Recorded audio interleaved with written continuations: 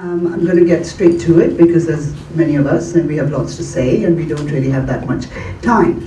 We're going to talk about, we're all translators, many of us work in the same language as it turns out, but we're all in the business of moving words and meaning from one language into another. And I must say I get really agitated when, with this phrase lost in translation. It's like, what is that? We're gaining worlds, not just world literature, but worlds of literature when we translate. So that's the premise of this. We're not going to moan, we're not going to whine, we're not going to complain. In fact, we're going to celebrate the fact of translation. So I'm going to start with Antonio, who works in Spanish and in English and has the potential privilege of translating himself. And I always wonder what it means to translate oneself. Do you rewrite yourself in another language? Do you think differently? Is a different part of your personality expressed in the two languages that you work in? Yeah, well, first of all, thanks so much. Thank you so much for coming out. It's funny that you phrase it as a privilege. I think it's more like something that I just can't help. I originally write in English, my fiction, but Spanish is my first language.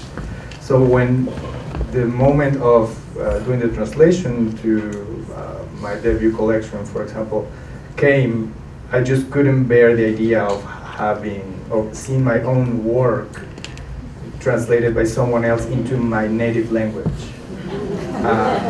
It would be just absolutely weird. So I decided that I had to do it. I don't know if I was going to succeed or not. At a certain stage in the process, I realized that I was not up to it, that it was going to be much more difficult, because I guess also you also need a distance from the text. But at the same time, I had, I guess, the privilege of saying, well, this is my own work. No one else will come to say, hey, you did a bad translation. It will be in that case myself. But I also realize how much whatever story we write is driven by language, by the language in which it was conceived. And because I write in a second language, I always thought that I was writing in Spanish with English words, because Spanish is my first language. And only after I started doing the translation did I realize how much my stories themselves were driven by the language in which they were written.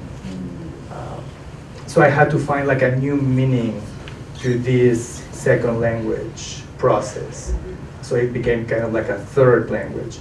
Also, these stories are most about exiles who are just facing exile.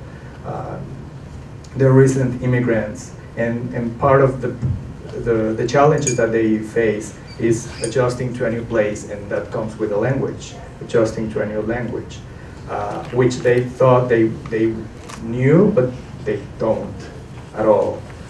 So there's some strangeness to the language itself in the original that I had to convey in my first language, which I have total control on. So it was like I had to like reimagine my own first language in order to deliver the story.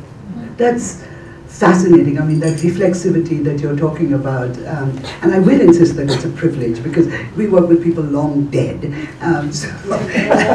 which I suppose is another kind of privilege because they can't pop up and say, that's not what I said. The book Antonio is referring to is called Afternoon Dogs, a debut collection. Barefoot Dogs. Sorry? Barefoot Dogs. Barefoot Dogs. My apologies. But Afternoon Dogs, it's a beautiful title too. Your next book. It's a debut collection of short stories. Do find it. I'm sure it's in the bookstore, so make an effort to get that. Linda Hess, working with a long dead poet, Kabir, who is a 15th century mystical poet from India.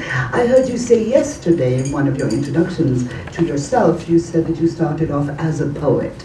Do you think you need to be a poet to translate poetry? I won't say any, am I loud enough? Yes. I won't say anything like that. You need to be a this, or you need to be a that, or you need to be a native, or anything. It's rather mysterious what you need to be a translator. But of course, if you can think about the product of that poetic translation as poetry, it's a good thing. And even though Kabir died, I don't know, 500 or 600 years ago, he still can come back and hit me on the head and tell me that was a bad job. And he's got that kind of a style. His voice comes up, and then if he doesn't do it, lots of you do it, you know. So it's a very, dynamic experience to be translating from another language, another country, another culture, another period. Lots of action. I prepared something. Please say what I don't know if it's okay for me to read it. This time I prepared something. It's one paragraph and one poem in translation. I just decided to hit on one little point. Okay, it's actually maybe not little. So Kabir, as any of you who are familiar with him at all, is known as a nirgun poet. Nirgun meaning speaking of an ultimate reality without form, without qualities. And those poets insist that some very important part of what they have to say is unsayable. So they have these formulas, which are very well known to people in Hindi. Akat kata, unutterable utterance. Akat kahani, untellable story. Or a phrase like mukh par kahyo nahi jaye. It won't come from your mouth. Yet these same people who keep saying this, they produce hundreds or thousands of poems that are made out of language. So what is going on? A trick or a rhetorical device, or is it a mystical cliche, or what?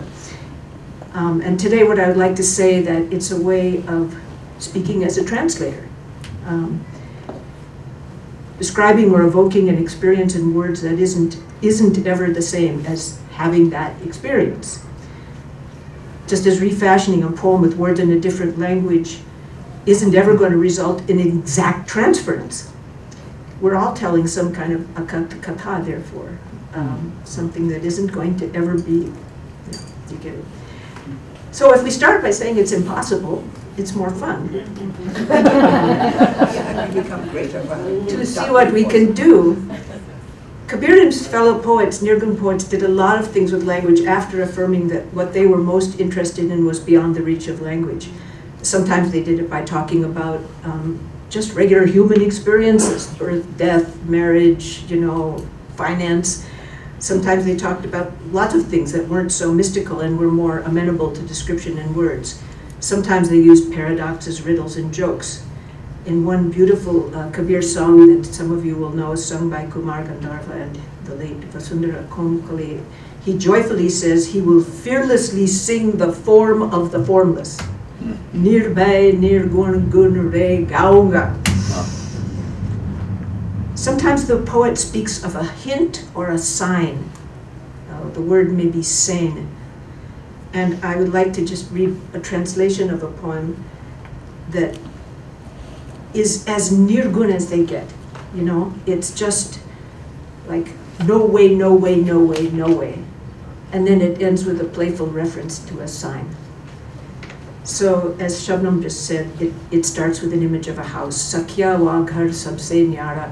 Sakya, my dear friend, my dear girlfriend. That house is utterly other, completely beyond, something like that, nyara. Where he lives, my man, my complete one. That's the refrain. Now I'll just read the rest of the poem. There's no grief or joy, no truth or lie, no field of good and evil. There's no moon or sun, no day or night, but brilliance without light. No wisdom, no meditation, no recitation, no renunciation, no Veda, no Quran or sacred song. Action, possession, social, convention, all gone. There's no ground, no space, no in, no out, nothing like body or cosmos, no 5 elements, no 3 qualities, no lyrics, no couplets. No root, flower, seed, creeper, fruit shines without a tree, No inhale, exhale, upward, downward, no way to count breaths. Where that one lives, there's nothing. Kabir says, I've got it. If you catch my hint, you'll find the same place. No place.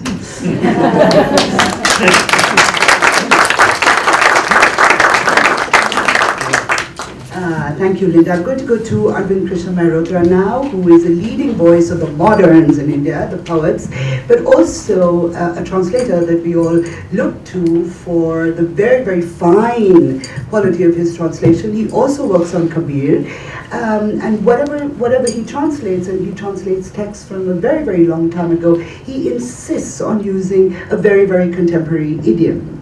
And I think today Arvind is going to bring us from the Nirgun, the formless, to the very, very, very formed and very visceral from the Pali poetry, right? So. I just wanted to, I'll talk of Kabir later with Linda in one of the sessions post-lunch. As a translator, the reason I translate is to share certain things with the reader. Because the Prakrit poems she is referring to, Arshia, were 2,000-year-old poems, and a friend of mine in Bombay, Arun Kulharkar, was reading them in the 1970s. And these are two-line poems in this ancient language, and he was reading it from a Marathi edition. So it was Prakrit, Sanskrit and Marathi. Now I know neither Prakrit nor Sanskrit nor Marathi. But I can read the image. You know, there is what I call the script of the images. And it is, so I knew that I could translate them so long as I could get hold of the image. And the poem that Kulharkar recited to me that set me thinking about, which made me want to translate it, is that there is an alcove, you know, in the wall. And there is a diya. What is the translation for a diya? A lamp, an earthen lamp with a wick and some oil. And it is night, and there is a couple on the bed, and they are having sex. And this lamp is looking intently at the two, and it continues to look long after the oil is finished. It's just the wick which is burning.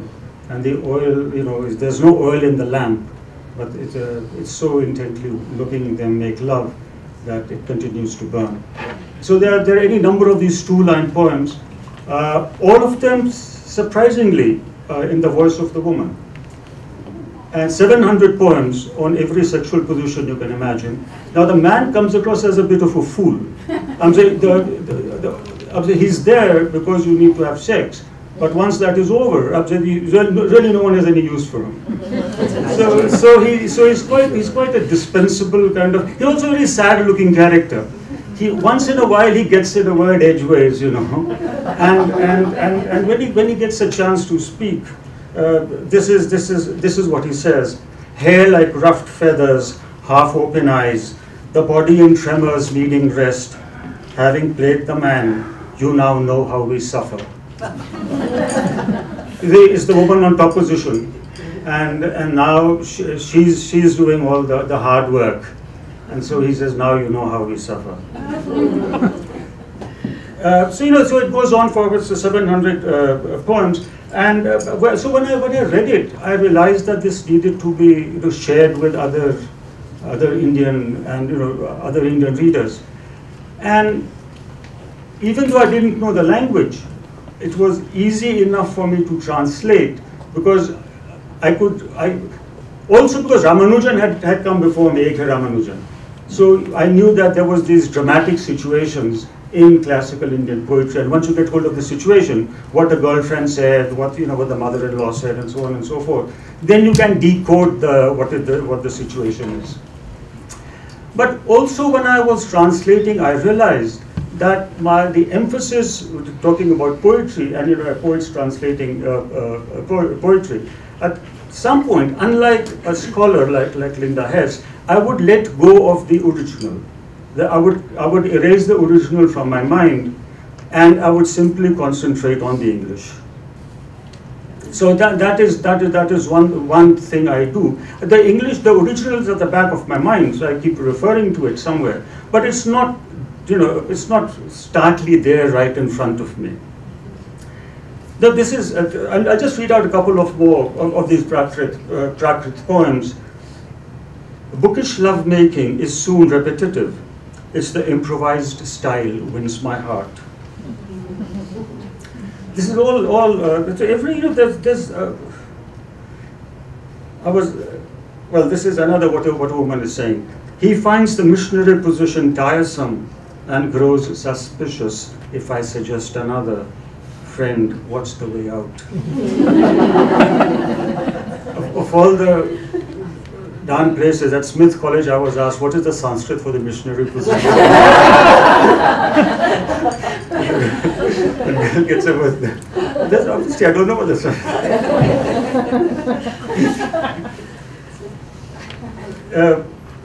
This is the poem that Kulhatkar read. The lamp oil finished, the wick still burns, engrossed in the young couple's population. And so there's one more. Oh, this one, which is one of my favorite, which I read on the inauguration. Let faithful wives say what they like.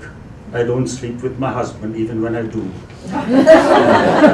There's also any number of poems about the older woman and the inexperienced man. And this is what happens when this young boy goes to have sex with a much older lady, and she says, he groped me for the underwear that wasn't there. I saw the boy's fluster and embraced him more tightly. And she'd already removed her. It's crazy. Okay, and then the last one, that this is another one. This is on this adulterous situations that arise, that we are making love at home and suddenly the husband arrives. It's happened with all of us.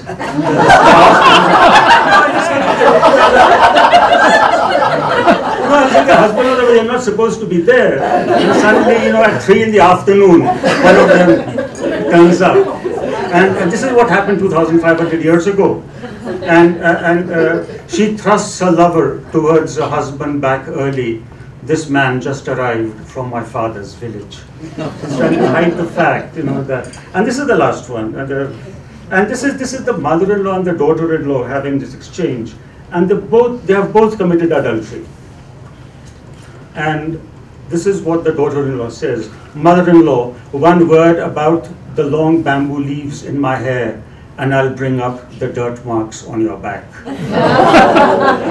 Both been lying on the ground. So if you complain about, question me, I'll question.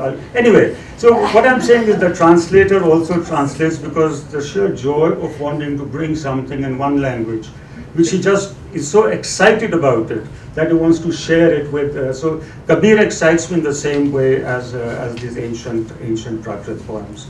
And the reason I translate is to share something of that excitement of discovering these poems. I mean, that's the only reason. Also very important, I think, for the India that we live in now, that these poems be brought back into our consciousness, because we're going through a very difficult time in India. We're not allowed to do this, we're not allowed to do that, and certainly our sexualities are being contained in peculiar ways.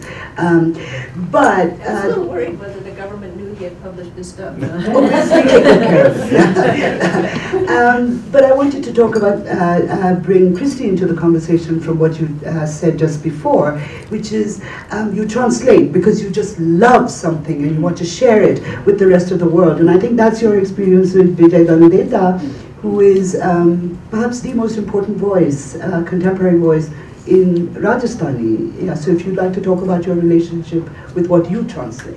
So, thank you. I started translating Vijay Ganadeta's work when I was living in Jaipur, actually, and I was introduced to his stories, back to prose, and I thought that translating his work wasn't going to be that difficult because I didn't think translation was that difficult. And I started translating and realized that I was faced with dilemmas at every single letter. And I ended up going to do an MFA in translation at Iowa, and I arrived there just after Arvind had left. And I arrived there at the same time as Mangalesh Dabaral, a Hindi poet, and I was asked to translate his work. And so I just want to say a little bit about that process, because I think it's revealing. I haven't written my own poetry since I was in high school, and I don't consider myself a poet. But I was in this wonderful opportunity, I had this wonderful opportunity present itself where I was trying to think through larger translation issues, and I was there with someone who was eager to have his work translated and very helpful at working things through with me. And I would read the Hindi and I would try to come up with an English, and he started showing me versions that Arvind had written of his poetry. And I would go back and look at the Hindi in a new way, and it showed me possibilities not only for that poem, but in an experience that it sounds like you had with A.K. Ramanujan's work, who's another hero of mine. It gave me license to do something new in the language. And I kept thinking those issues through. One of the particular challenges with Vijayandatha's work is that he's an oral-based story writer. So he's experimenting and bringing a difference into his work in a way that I think is similar to what you were trying to do with the Spanish, and try to make the Spanish account for the strangeness of English. And it's hard to kind of make room for that. And I started to realize one of the things I was having trouble with is my expectation of what translation was. And I ended up writing about that. I did a PhD in comparative literature thinking about post-colonialism and translation. And I had an aha moment when I realized that when I'm speaking about translation in Hindi, I use a word for translation that's a neologism, but it's very, very a productive neologism because its root means to tell in turn. And I think about the Ramcharitmanas that you could say is a telling in turn, a translation of Valmiki's Ramayana. And people see each text as having a legitimate contribution to make to the traditions and are in conversation with each other. And people have, I've noticed when I'm kind of talking about translation in India, many times people have a very complex way of seeing the sort of networks of relationships of these different texts. So I started doing a lot more with this idea that I'm not going to approach these translations as carrying across and assuming that there's one right translation and that it's a material object, but I'm going to start thinking of it as a telling in turn. And I went and I interviewed storytellers about what makes a good story that's told in turn, and I used that criteria to judge translation. And I have to say that I already was familiar with Linda Hess's work, and I realized, oh, if I read her Kabir translations as a telling in turn, it makes sense. And also Arshia Sattar's Kata Sarit Sagar translations, I actually write about her translations in Riddles of Belonging as contributing something, making me see something new, and I'm just one reader, but I do feel as a literature scholar, that's one of the things I do, is I try to describe what I'm reading that some other reader might also discover. And so that's been kind of my process of translating. Thank you, Christi. That's lovely, because people say, oh, you're translating Ramayana, but there have been so many Ramayana translations. And I'm like, how wonderful. Yeah, because the more we read, the closer we get to the original language to which we don't have access when we read in translation. What I'm really enjoying about this discussion is how sort of honest we are about the licenses that we take when we translate. Working into a second language, leaving the original far behind, working through other people's translations, and I think that's so important, because when you're really translating, what you're looking for is not the letter, but you're looking for the spirit. But having said that, and we have just about 5 minutes before we invite you all to join the conversation, what do we do when we face the untranslatable, which in Linda's introduction was, I'm riffing on the unutterable, which is very, very important to particular mystical traditions. I'm not suggesting that we are mystics, but we do face words that we cannot translate. In my own work, the word that I struggle with is the word dharma, which is critical to an understanding of the individual in a Hindu universe, perhaps even in an Indian universe. And I just, when I'm doing long texts, which I'm always doing long texts, I just leave the word as it is, because I trust my reader. I was like, if I use this word often enough, you will see the different contexts in which it appears, and you will develop your own understanding of dharma. Far be it for me to define such a critical idea for you. So do you find that, Antonio, when you work between Spanish and English? Yeah, I encountered several moments where the image that I had in the original didn't make sense at all if I even tried to translate it, not even literally, but tried to find the closest translation to that image. So what I ended up doing was trying to retrieving in my mind the sentiment and the image that moment in the story was presenting, what the characters were feeling, what they were going through, and recreate that emotion in the second language. And I don't know, at that moment I felt that I had the liberty because it was my own work. But going back to what Arvind was saying, it's just fascinating to see that it's the image that you are translating, it's not the words. And we need different words in different languages to convey the same meaning in terms of emotion and experience. So I do agree that there are some words that are untranslatable, but it's the emotions, it's the experience we are conveying.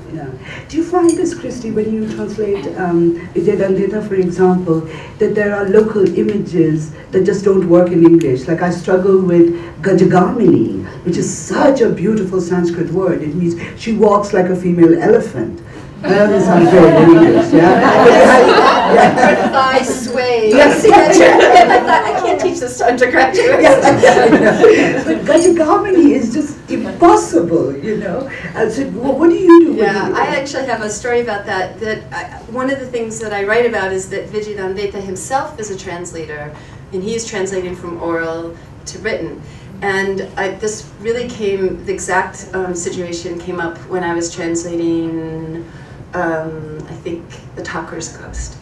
And it's about a farmer. And one of the things that Deta would do is he would go and talk to people who were from a caste that he was writing about. And he would write down lots of vocabulary. And so I came across this word in the story. And this was in 2002, I think. And so I was working with his Hindi translator, Kailash Kabir, and we would call him on the cell phone. It was a new day for me. We were kind of going over some of the translations. And so first I asked Kailash ji, Argata, I don't know what this Argata is. And so we looked. That story had a Hindi translation, and he had translated it in Hindi as Argata. Know what it was. So he was guessing, oh, it's some kind of instrument that you use to cut or something like that. So he called Vijayadandeta, and Vijayadandeta said, Argata, I don't know. Let me go ask my friend, who I talked to my friend, and so he calls him in, and we call back up in an hour, and he's sitting there, Argata. He doesn't remember. He's the one who used the word. So I put Argata in the story, and just that this is some technology, something, and I am sure someone is going to read it and know what that instrument is, but it's kind of a little treasure for someone to find. That's the way I think of it. Did you want to respond? No, I just wanted to give the example of a person translating himself, like Arun Kulatkar, this great sort of Marathi and English poet who died in 2004. He translated his own poems from Marathi into English. Sometimes when he came to Boulder, in fact, once to read. Now there is the Marathi says, though the English says, cutting the cord, the midwife said, it's a boy, it's a boy, it's a boy. This is Kolatkar's English translation of two Marathi lines, the opening lines of a poem. But the Marathi doesn't say it's a boy, it's a boy, it's a boy. The Marathi says, cutting the cord, the midwife said, Ladu Bato. You see? Now, which is distribute sweets. It's a time for celebration. She doesn't have to say that a boy has been born. That's the midwife saying you distribute sweets means that a boy has been born. If it had been a girl who had been born, she wouldn't have said this. But Kolhatkar couldn't have said, you know, cutting the cord, the midwife said distribute sweets. But the reader wouldn't have known what the whole, distribute sweets does not give you the sex of the child. So this is what the poet himself did. So, and we must be allowed at least as much license. So what the license we take is as much license the poet would take, you know, but that's what I'm saying. Linda, how do you translate culture? With license? Well, one tightrope that we walk if we get called a scholar, but we're still trying to produce poetry. You know, it's kind of you have to call me a scholar. But anyway, is footnotes. So you know, we could. You often don't want to clutter up your beautiful page and the experience of the reader with footnotes, but on the other hand, laddu isn't just sweets, it's laddu. Right? You know? And so, you know, you would love to have the laddu there too, you know, it's a certain kind of sweet, it has it brings a certain like taste in your mouth and a certain shape and texture. So you might resort to a footnote saying that means it's a boy. But I would just like to argue for a second, I'm not quite answering your question, with your saying, of course, it's the spirit that we translate and not the letter. And several of us, you know, have had, you know, have loved and been inspired by Ramanujan, great poet, translator, scholar, classicist, folklorist, everything, who in his first really famous translation of Bhakti poetry, speaking of Shiva, at the end of his introduction said that some people say the letter killeth and the spirit giveth life, but I say the opposite. The spirit killeth and the letter giveth life. So the letter meaning the concreteness, the imagery, in fact. So we walk with tightropes all the time. There's a wonderful Malawi folk song of Kabir that starts out with a woman acrobat on a tightrope. It's about concentration. It's about keeping your eyes on the prize, to use an Americanism. She's on the tightrope. She's an acrobat going through the villages. She's going. Her man is singing a song. Somebody is drumming. She sings.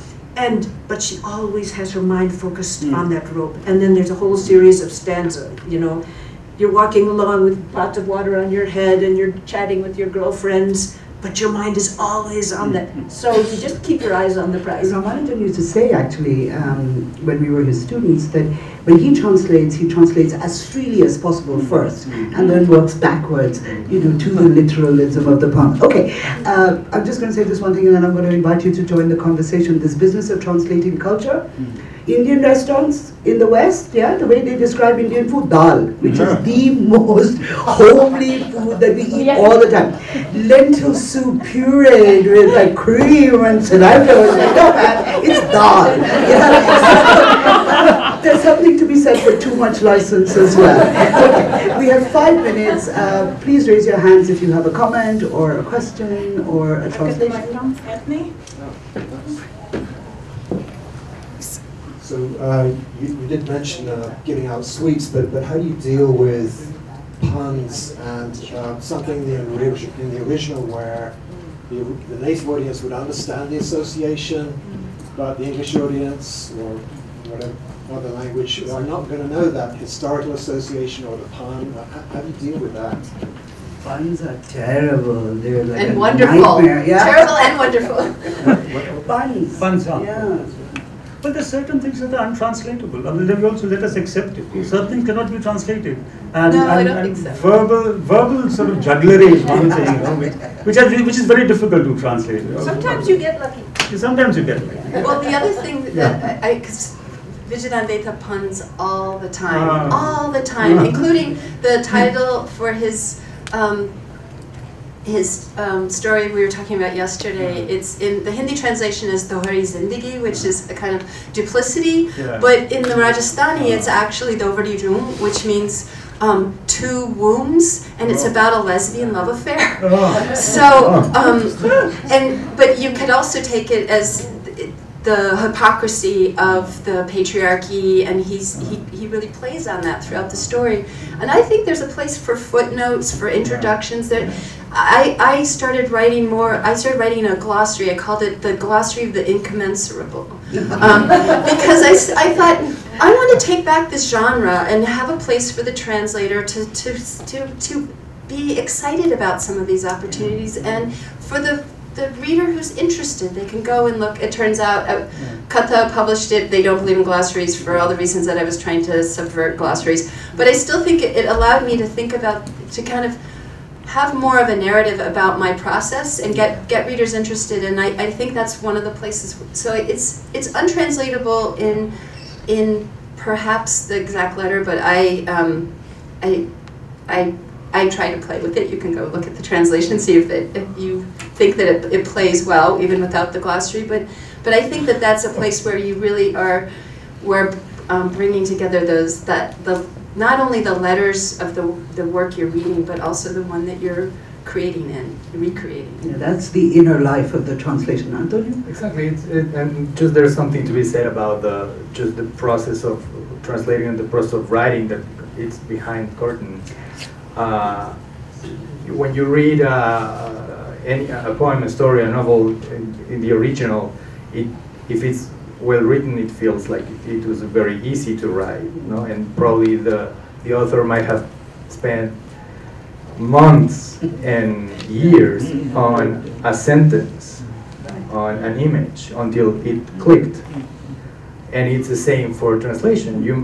There might be sentences and whole paragraphs that are just very easy to translate in the first go. Right. But you might spend weeks and months just like tweaking one sentence, one image, until you get the closest to what it was intended in the original. And that's something that you don't get to see, but it's something that happens all the time. Okay, I think one very, very short question, and then we have to stop. Yes, ma'am. Does this work?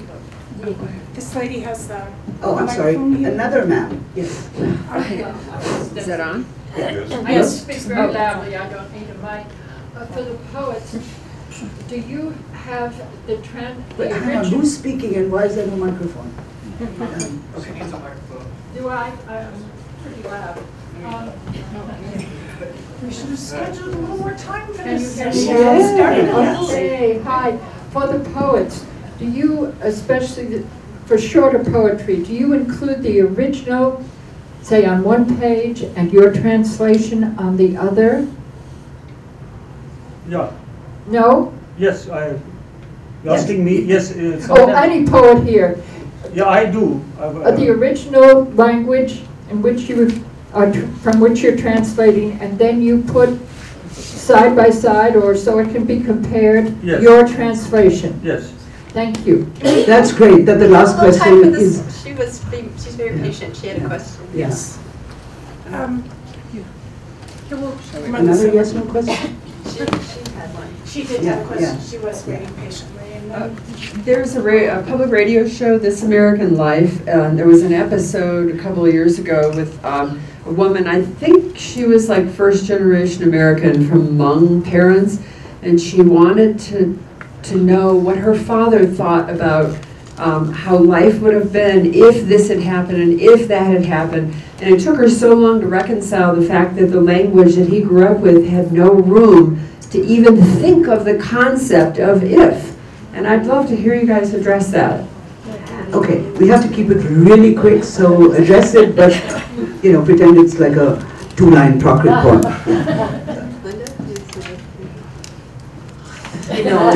Hindi, three of us work in the North Indian, four of us work in North Indian languages, and they're actually connected in the same language family, the Indo-European language family. So it's actually not that distant, and Spanish and English also. Like the very concept of if wouldn't come up for us. So I don't know. Antonio? I was just talking recently to a friend who was born in Delhi, and we were talking about stress. And he was saying that like in India, he knew some children who had these problems with the stress, that their limbs would grow paralyzed, and it was stress, but that in their original language, and I don't know exactly what language it was, there was no word or even words to express stress. It was something that was not part of their lives. Yeah, and it was very difficult for them and doctors to diagnose these conditions, because there was no... We had friends who were psychiatrists in Bangalore, and they wanted to work on childhood sexual abuse, but there is no vocabulary. It's either really crude gutter language, or it's like, you know, Sanskritized. Latin. Latin.